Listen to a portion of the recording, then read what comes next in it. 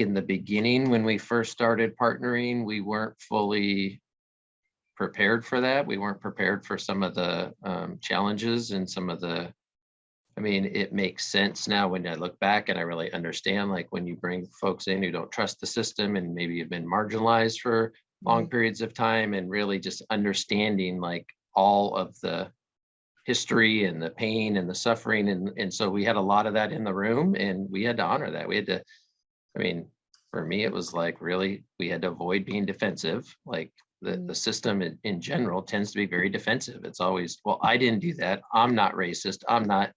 And it's like, so really was challenging all of us as leaders to say, you need to not be defensive. We're trying to be open, authentic, listen to understand.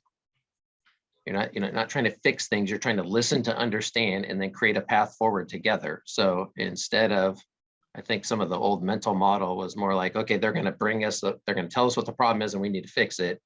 Instead, we had to shift our model of like, okay, well, how do we sit with you, diagnose what you're bringing to the table, share some like how the system currently works, what are some of the legal challenges to that, what are some of the policy practices, but then also like, where's the wiggle room? Where do we start? Where do we, what's step one? Like we might not get to step 10, but what's step one together that we can take to move forward?